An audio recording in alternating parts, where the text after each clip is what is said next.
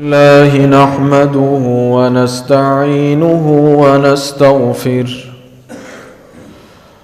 व नऊज़ु बिल्लाहि मिन शुरूरि अनफुसिना व मिन सय्यिआति अअमालिना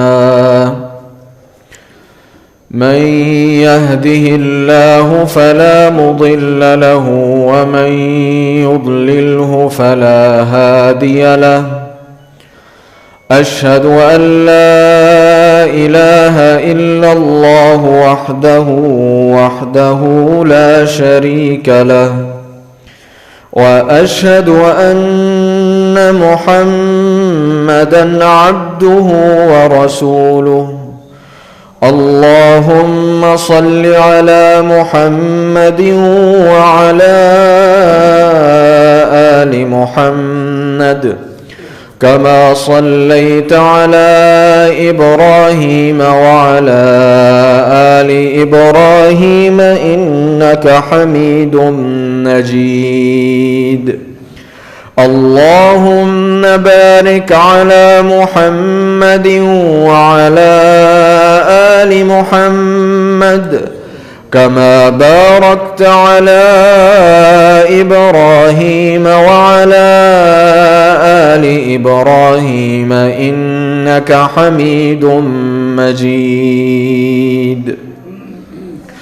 अम्मा बअदु फ़इन्न ख़ैरल हदीसी किताबुल्लाह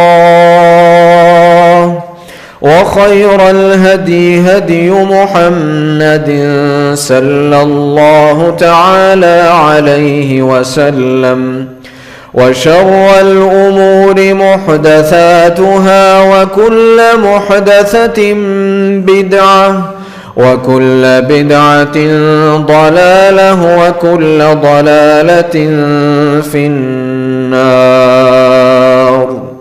फ़अऊज़ु बिल्लाहिस समीइल अलीम मिनश शैतानिर रजीम। बिस्मिल्लाहिर रहमानिर रहीम।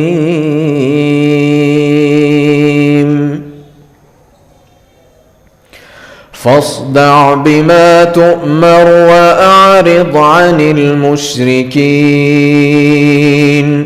इन्ना कफ़ैनाकल मुस्तहज़िईन अल्लज़ीन यजअलून मअल्लाहि इलाहन आखर फ़सौफ़ यअलमून वलक़द नअलमु अन्नक यज़ीक़ु सद्रुक बिमा यक़ूलून फसब्बिह बिहम्दि रब्बिक वकुन मिनस साजिदीन वअबुद रब्बक हत्ता यअतियकल यक़ीन।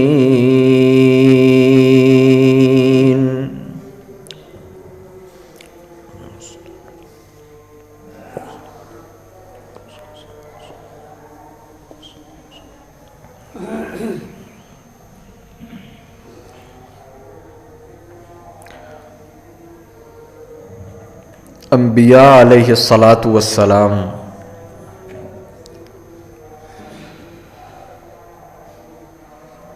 उनकी खुसूसियात का हम तज़किरा कर रहे थे।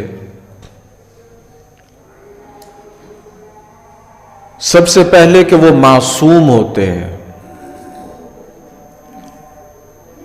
शरीयत के मामले में उनसे कोई गलती नहीं होती कि नबी से नऊज़ु बिल्लाह कोई गलती हो गई और नऊज़ु बिल्लाह कोई नबी गलत मसला बता गया, कोई गलत फतवा दे गया। हां, दुनियावी मामलात जिनका ताल्लुक दीन से नहीं है,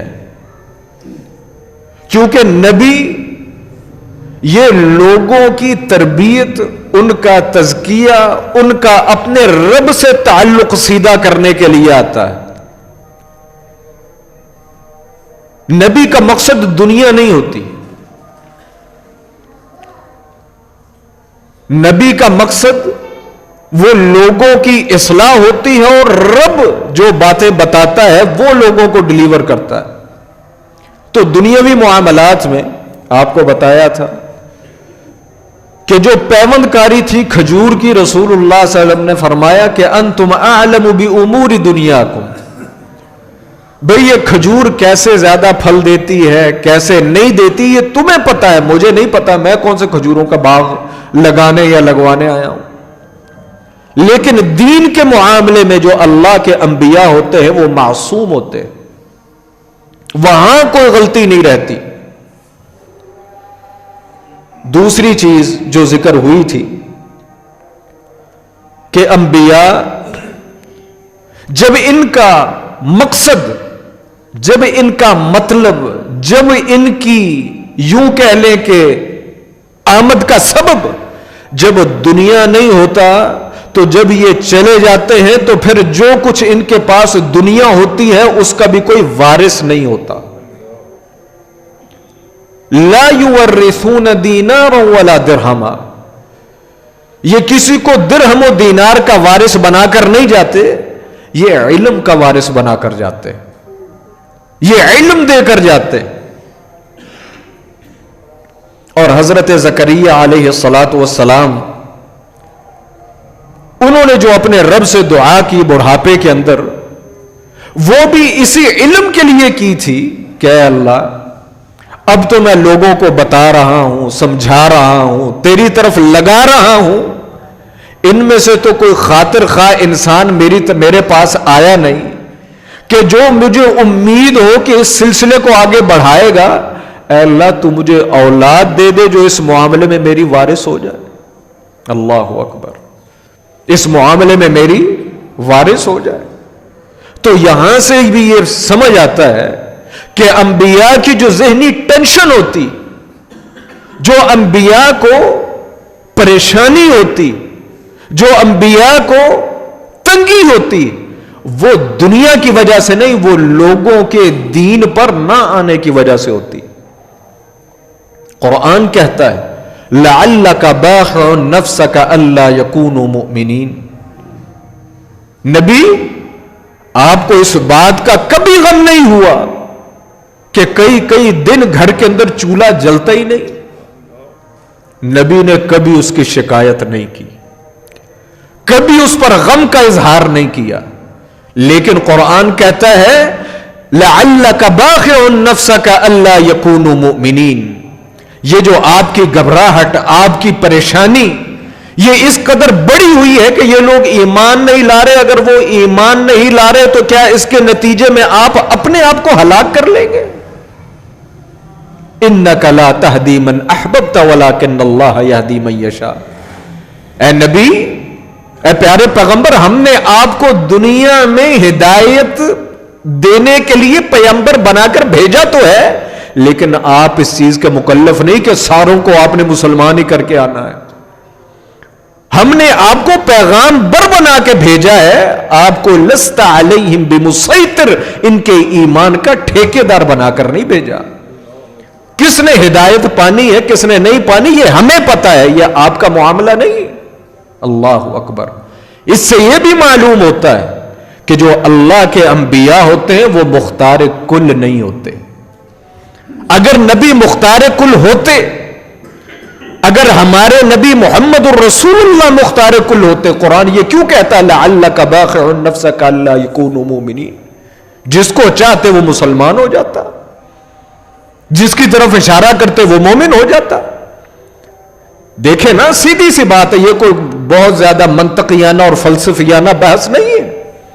نبی آتا ہے لوگوں کو مسلمان کرنے کے لیے، اور جب وہ جا رہا ہے تو کیا چچے اور کیا تائے اور کیا رشتہ دار، آدھی سے زیادہ رشتہ دار غیر مسلم ہے. اس کا مطلب یا تو دو ہی مقصد ہوئے کہ جس کام کے لیے آئے تھے نعوذ باللہ وہ کام پورا نہیں کیا، یا پھر مطلب وہ ہوا جو ہم بیان کر رہے ہیں کہ نبی مختار کل نہیں ہوتا. سیدھی سی بات ہے. اگر مختار کل ہوتا تو اس نبی کا جہاں جہاں سورس پڑتا ہے، جہاں جہاں نبی کا ہاتھ پڑتا ہے، وہاں کوئی غیر مسلم نہ رہتا. بات سمجھ آ رہی کہ نہیں؟ تو نبی مختار کل نہیں ہوتا، اور نبی کا مقصد دنیا نہیں ہوتی۔ اللہ اکبر۔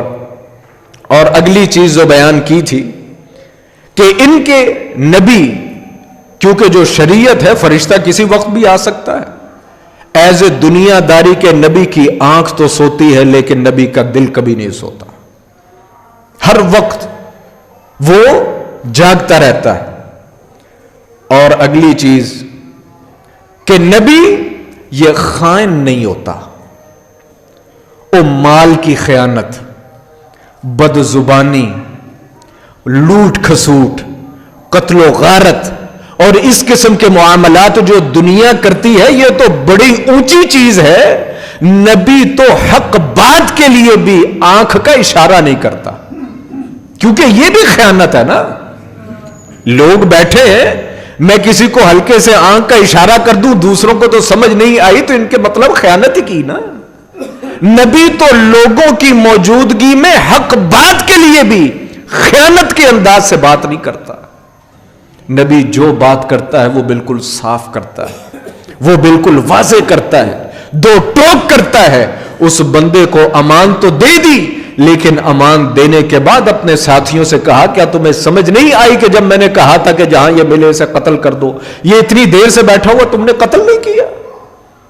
کہنے لگے اللہ کے رسول آپ آنکھ کا اشارہ ہی کر دیتے۔ فرمایا کہ نبی کبھی آنکھ کے اشارے کرنے والا نہیں ہوتا۔ نبی کا اخلاق اتنا عمدہ ہوتا ہے، اتنا اعلیٰ ہوتا ہے، اتنا پاکیزہ ہوتا ہے، اتنا صاف ہوتا ہے، اتنا کلیئر ہوتا ہے کہ اس کی آنکھ کا اشارہ بھی رب دنیا میں مشکوک نہیں رہنے دیتا۔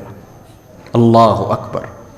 لقد کان لکم فی رسول اللہ اسوۃ حسنہ۔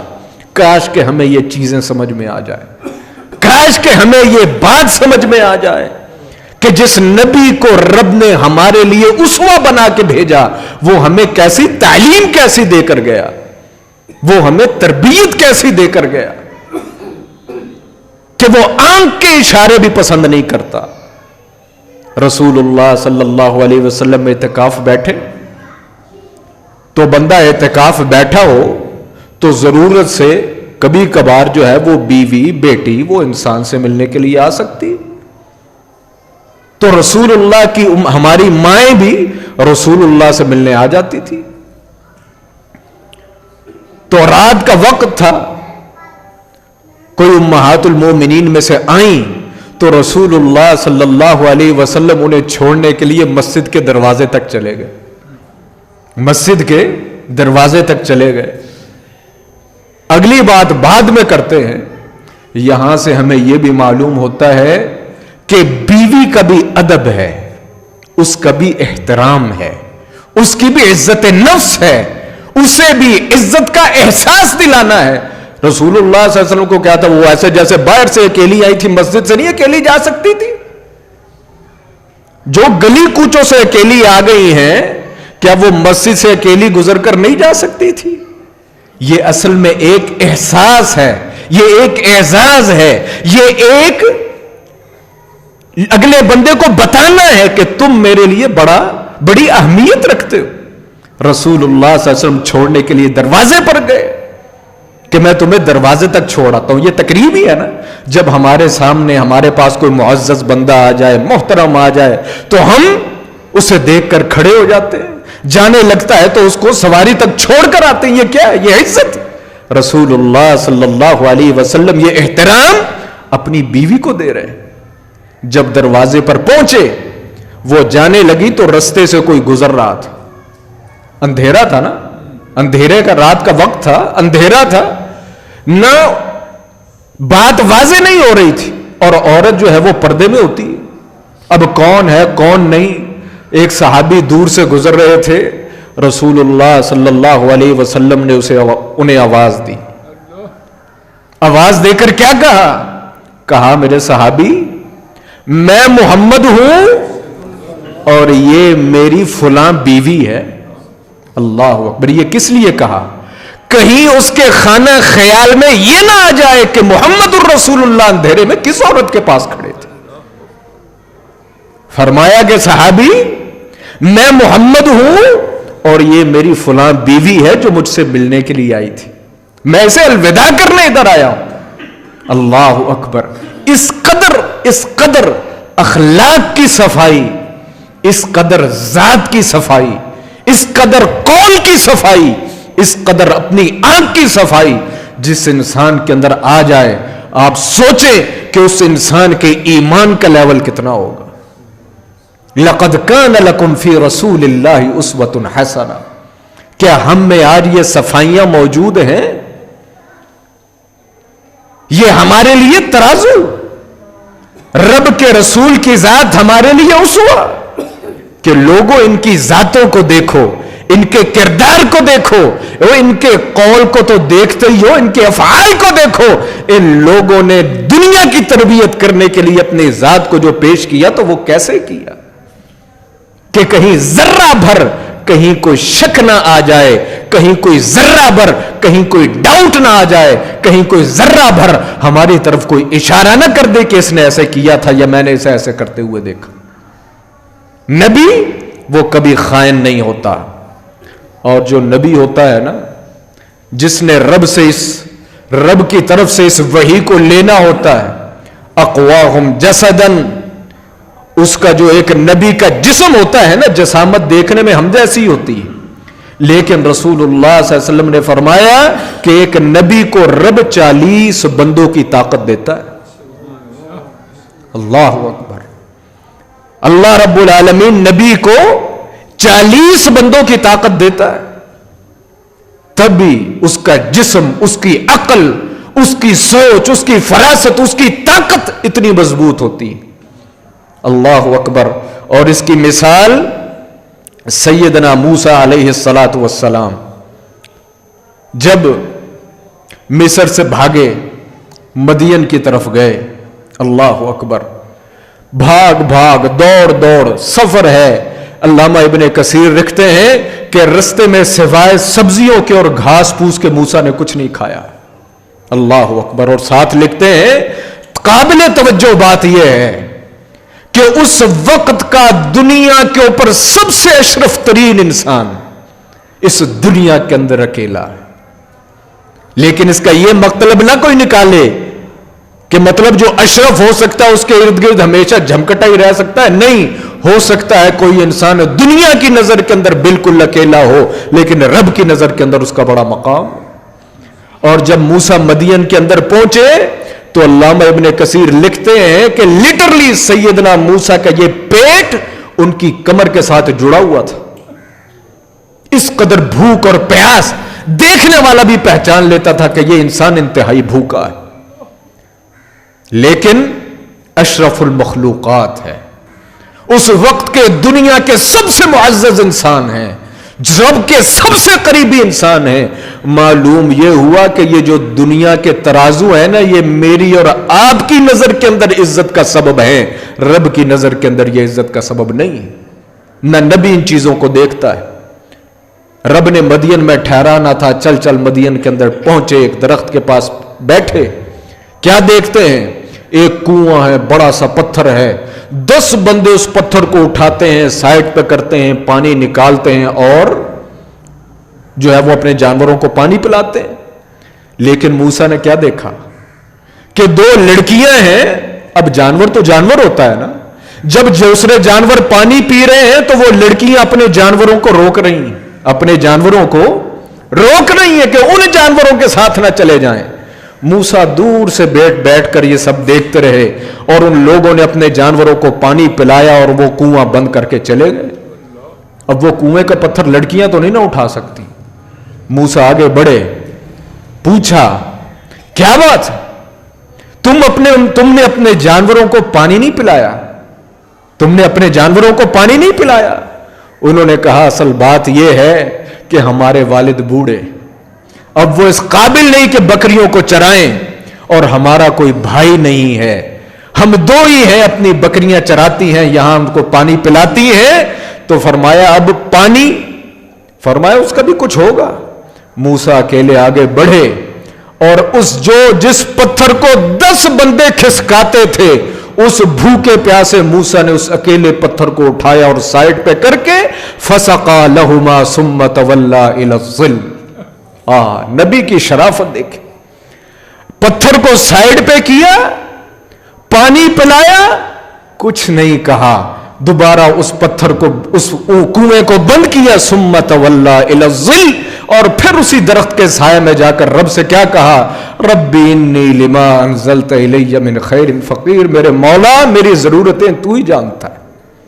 مصر سے تو آ گیا ہوں, جان تو بچ گئی, کدھر جانا ہے, کہاں جانا ہے, کہاں ٹھکانا ہے, کیا بنے گا. اللہ اکبر. وہ عورتیں بھی آخر روایات, بعض روایات کے مطابق جو نبی کی تھی نا, پھر اولاد کے اندر جو نسل کا خون ہے نا وہ اثر رکھتا ہے. انہوں نے جا کر جب وہ جلدی پہنچی تو باپ نے پوچھا پہلے تو اس وقت آتی ہو, آج اتنی جلدی آ گئی. فرمایا ادھر ایسے ایسے ایک آدمی ملا, اس اکیلے نے اس پتھر کو سائڈ پہ کر کے ہمارے لیے جو ہے وہ پانی میسر کر دیا, ہم جلدی آ گئی. اللہ اکبر. خیر اس معاملے کو میں یہیں روکتا ہوں, یہ واقعہ ہمارا مقصود نہیں. تو کہنے کا مقصد یہ ہے کہ جو نبی ہوتا ہے نا اس کے جسم کی طاقت وہ عام انسان سے کہیں زیادہ ہوتی. سورۃ القصص کے اندر بھی ہے نا, دو بندے لڑ پڑے, ایک موسیٰ کی قوم سے, دوسرا دوسری قوم سے. تو جو موسیٰ کی قوم سے تھا اس نے کہا موسیٰ میری مدد کری, یہ مجھے مار رہا ہے. موسیٰ قتل کے لیے نہیں گئے تھے, لیکن کہنے کا مقصد جو طاقت ہوتی وہ تو طاقت ہی ہوتی. موسیٰ نے صرف ایک مکہ ہی مارا, وہ مکے سے ہی بندہ مر گیا. فَوَقَذَهُ مُوسَى, موسیٰ نے ہلکا سا مکہ مارا, فَقَذَا عَلَيْهِ, بندہ مر گیا. قَالَ هَذَا مِنْ عَمَلِ الشَّيْطَانِ, موسیٰ کہنے لگے میں بندہ نہیں مارا, میں تو نہ مارنے کے لیے آیا تھا نہ میں نے مارا. إِنَّ هَذَا مِنْ عَمَلِ الشَّيْطَانِ, یہ کام شیطان کی طرف سے, کہ کچھ زیادہ لگ گئی اس کو. تو یہ کیا ہوتی ہے, یہ نبی کی طاقت ہوتی. اللہ اکبر. رسول اللہ صلی اللہ علیہ وسلم, اور جب ان کی طاقت زیادہ ہوتی ان کے اوپر آزمائشیں بھی زیادہ آتی. رب کہتا ہے جو آیات میں نے آپ کے سامنے پڑھی, وَلَقَدْ نَعْلَمُ أَنَّكَ يَضِيقُ صَدْرُكَ بِمَا يَقُولُونَ, اے نبی یہ لوگ جتنی تیرے ساتھ زیادتیاں اور ظلم کرتے ہیں نا, جو جو تجھے باتیں کہتے ہیں, تو رب کا اشرف ترین انسان مخلوق, کوئی تجھے پاگل کہتا ہے, کوئی تجھے نعوذ باللہ ساحر کہتا ہے, کوئی کہتا ہے اس کی کیا حیثیت ہے, اس کی تو اپنی نرینہ اولاد کوئی نہیں, کوئی کچھ کوئی کچھ, اپنے مخالف ہو گئے. وَلَقَدْ نَعْلَمُ, ہم جانتے ہیں, يَضِيقُ صَدْرُكَ بِمَا يَقُولُونَ, تیرا دل بڑا تنگ پڑتا ہے, لیکن فَسَبِّحْ بِحَمْدِ رَبِّكَ وَكُن مِّنَ السَّاجِدِينَ, پریشان نہیں ہونا, تیرے ساتھ ہم ہیں, ہماری تسبیح کرتا رہے, ہمارے لیے سجدے کرتا رہے, یہ ساری دنیا مل کر تیرا کچھ نہیں بگاڑ سکتی. ہمیں پتہ ہے. ایک مرتبہ کسی نے پوچھا غالباً سیدہ عائشہ, فرمایا اللہ کے رسول بتائیں تو صحیح, بڑے بڑے معاملے ہوئے, کون سا ایسا سخت ترین دن تھا جو آپ کی زندگی کے اندر آیا. اللہ اکبر. فرمایا میں نے بڑے دن دیکھے, بڑی آزمائشیں دیکھی, بڑے امتحان دیکھے, لیکن مجھے طائف کا دن نہیں بھولتا. لوگوں نے زیادتیاں بڑی کی, ظلم بڑے کیے, باتیں بڑی کی, لیکن جو طائف والوں نے کیا وہ میرے دل پر آج بھی نقش. میں مکہ والوں سے مایوس ہو گیا, خاندان والوں سے مایوس ہو گیا, اپنی قوم سے مایوس ہو گیا. میں نے کہا چلو طائف والوں کے پاس چلتے ہیں, وہ بھی سردار ہیں, ان کو جا کر بات کہتے ہیں, کیا پتا وہ میری بات بھی سن لیں, مجھے پناہ بھی دے دیں. لیکن ان شیطانوں نے تو میرے ساتھ وہ کیا جو میرے ساتھ مکہ والوں نے بھی نہیں کیا تھا. وہ جڈ گوار قسم کے لڑکے میرے پیچھے لگا دیے, جو مجھے پتھر مارتے تھے, جو ہاتھ میں آتا تھا مارتے تھے, حتیٰ کہ میرا جسم لہو لہان ہو گیا, میرے جوتوں کے اندر خون جم گیا, حتیٰ کہ میں نڈھال ہو کر کسی جگہ بالکل گر گیا. اور وہ ایسا موقع تھا جس موقع پر پھر رب کے فرشتے آئے, کہا محمد تیرا رب سب دیکھ رہا ہے, حکم کر, یہ طائف کی وادی ہے نا, تو یہ جو وادی ہے نا اسے ان کے لیے چکی بنا دیں اور ہر چیز درمیان میں پس جائے. حکم کر, آگ آئے, ہر چیز کو جلا کر بھسم کر دے. اللہ اکبر. کان بہم رؤوف الرحیم. فرمایا نہیں ہو سکتا ہے ان کی اولاد ہی کلمہ پڑھ لے, اللہ اقواہم صبرن، نبی کے صبر کا پیمانہ کبھی نہیں ٹوٹتا، نبی کے صبر کا پیمانہ کبھی نہیں ٹوٹتا. نبی جو ہے وہ اس لحاظ سے سب سے زیادہ مضبوط ہوتا ہے. اللہ اکبر. سیدنا ابو سعید خدری کہتے ہیں آخری بات، کہتے ہیں میں ایک دن رسول اللہ کے پاس گیا، آپ کو بخار تھا، میں نے اپنا ہاتھ آپ کے سینے پر رکھا، اور کیسے رکھا؟ اندر، یعنی قمیض کے اندر نہیں، جو لحاف آپ نے لیا ہوا تھا اس لحاف کے اوپر رکھا. وہ اتنا بخار رسول اللہ کو، جسم تو جسم، لحاف تپ رہا تھا. میں نے کہا اللہ کے رسول ما اشدھا علیک، اللہ کے رسول اتنا سخت بخار؟ فرمایا کذالک یضاعف لنا البلاء. اے ابو سعید، جس انداز سے ہمارے ایمان رب نے مضبوط کیے ہوتے ہیں نا، ہم پر تکلیفیں بھی اتنی سخت آتی ہیں، تکلیفیں بھی سخت آتی ہیں، لیکن ساتھ ساتھ وَيُضَاعَفْ لَنَا الْأَجْرِ، رب اگر ہمیں تکلیفیں زیادہ دیتا ہے تو رب ہمیں اجر بھی بڑھا دیتا ہے، رب ہمیں اجر بھی بڑھا دیتا ہے. میں نے پوچھا ثم من، ہے اللہ کے رسول، پھر انبیاء کے بعد سب سے زیادہ تکلیفیں کسے پہنچتی ہیں؟ فرمایا الصالحون، جو جتنا نیک ہوتا ہے اس پر آزمائشیں بھی اتنی زیادہ. حتیٰ کہ آپ نے فرمایا لَيُبْتَلَى بِالْفَقْرِ، ایک انسان رب کا محبوب ہوتا ہے، رب کا قریبی ہوتا ہے، اسے رب فقیر کر دیتا ہے. حتیٰ ما یجد احدہم الا العباءۃ یجوبها، پھر سوائے اس کے جسم کے اوپر ایک کپڑے کے اس کے پاس دنیا میں کوئی چیز نہیں ہوتی. ہوتا رب کا مقرب ہے. وَإِنْ كَانَ أَحَدُهُمْ لَيَفْرَحُ بِالْبَلَاءِ كَمَا يَفْرَحُ أَحَدُكُمْ بِالرَّخَاءِ، لیکن جو صالح انسان ہوتا ہے نا، جیسے دنیا دار بندے دنیا سمیٹ کے خوش ہوتے ہیں نا، جو صالح انسان ہوتا ہے وہ آزمائشوں کے اندر بھی ویسے خوش رہتا ہے، اسے فکر ہی نہیں ہوتی، اسے فکر ہی نہیں ہوتی. اور بالکل سیم یہی حالت علماء کی ہوتی، جو صحیح صالح ہوتے ہیں. ایک مصر کے خطیب گزرے ہیں عبد الحمید کشک، شاید کسی نے نام سنا ہو، نبینا عالم تھے، اور نابینا تھے، اور آج بھی یوٹیوب پر ان کی تقریریں ملتی ہیں کہ اس انسان کی تقریر بلا کی تقریر ہوتی تھی. جب وہ تقریر کرتا تھا تو عوام کو سانپ سونگھ جاتا تھا. ان کے ایک دوست ہیں محمد فواد شاکر، کہتے ہیں ایک مرتبہ میں شیخ عبد الحمید کشک سے ملنے ان کے گھر چلا گیا. عبد الحمید کشک، چھوٹے چھوٹے سے گھر، عبد الحمید کشک اندر گئے، جا کر اپنی بیوی سے کہتے ہیں کہ ڈاکٹر صاحب آئے ہیں، انظری فی المطبخ، دیکھو کوئی باورچی خانے میں کچھ ہے. کہنے لگے کہ آواز مجھے بھی آ رہی تھی. وہ کہنے لگی باورچی خانے میں تو ڈاکٹر صاحب کو دینے کے لیے کچھ نہیں. کہنے لگے عبد الحمید کشک کہ چلو چائے دیکھ لو، چائے ہو تو وہی ڈاکٹر صاحب کو پیش کر دیں. بیوی آگے کہتی ہے کہ علامہ صاحب گھر کے اندر چائے بھی نہیں. ڈاکٹر صاحب کہتے ہیں کہ جب میں نے یہ بات سنی تو میں زاروں زار رونے لگا، زاروں زار میں رونے لگا کہ یہ اتنا عظیم انسان کہ جسے پورا مصر پوجتا ہے، جس کے سامعین لاکھوں کے اندر ہیں، جس سے پورا مصر علم حاصل کرتا ہے، جس کے شہرے اور چرچے پوری دنیا کے اندر ہیں، لیکن اس شخص کی حالت یہ ہے کہ اس کے گھر کے اندر اس وقت چائے تک موجود نہیں. ثم الامثل فالامثل، یہ حقیقت ہے جس سے آج ہم نے اور ہماری قوم اور ہماری عوام نے آنکھیں بند کی ہوئی ہیں. یہ علماء، یہ دین کا کام کرنے والے، ان کے سفید کپڑے ساری دنیا کو نظر آتے ہیں، لیکن ان کے پیچھے کیا ہے یہ کسی کو نظر نہیں آتا، نہ کوئی بتاتا ہے. جو صحیح عالم ہو، جو صالح ہو، جو نبی کے رستے پر ہو، جس کا رب کے اوپر توکل اور تقوی درست ہو، وہ مرنا تو برداشت کر لیتا ہے، لیکن لوگوں کے سامنے ہاتھ نہیں پھیلاتا، لوگوں کے سامنے ہاتھ نہیں پھیلاتا. من حیث القوم، من حیث المسلمین، ہمیں اس چیز کی طرف توجہ کرنی چاہیے، اس چیز کے اوپر ہمیں غور کرنا چاہیے، کہیں ہم بھی ان کے ساتھ ایسا تو نہیں کر رہے. اور یہ چیز اتنی آسان نہیں.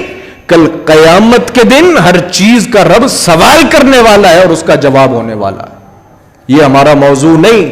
تو کہنے کا مقصد یہ ہے کہ آزمائشیں، امتحان، یہ جتنا جتنا انسان رب کے نزدیک ہوتا رہتا ہے امتحان اتنے بڑھتے رہتے ہیں. لیکن نبی اور صالح جو انسان وہ اتنا غیور ہوتا ہے کہ اس چیز کا ذکر لوگوں کے ساتھ نہیں کرتا. ہم میں سے ضروری کتنے انسان بڑی آزمائشیں، لیکن ان آزمائشوں کو لے کر انسان دنیا کا سامنے ڈھنڈورا نہیں پیٹتا. یہ اصل میں تقوی ہے. موسیٰ کو کتنی ضرورت تھی لیکن ان عورتوں کو کچھ نہیں کہا. ان عورتوں کو کچھ نہیں کہا. رسول اللہ صلی اللہ علیہ وسلم کے ساتھ کیا حالت بنی لیکن فرشتوں سے کچھ نہیں کہا. ابراہیم کو جب آگ میں پھینکا تو تب بھی فرشتے آئے تو ابراہیم نے جواب کیا دیا کہ جس رب کی وجہ سے آگ میں پھینکا جا رہا ہوں تم جو آئے ہو کیا وہ رب نہیں دیکھتا؟ حسبی اللہ لا الہ الا ہو علیہ توکلت وہو رب العرش العظیم. جس رب نے ہمیں پیدا کیا، جس نے ہمارے کام مقرر کیے، اگر ان کے اندر آزمائشیں آ رہی ہیں، امتحانات آ رہے ہیں، مصیبتیں آ رہی ہیں، تو اصل تقوی اور توکل کیا ہے کہ انسان دنیا میں تو ہیلے وسیلے کرتا ہی ہے. سب سے پہلے انسان اپنے رب کے ساتھ تعلق جوڑے. میرے مولا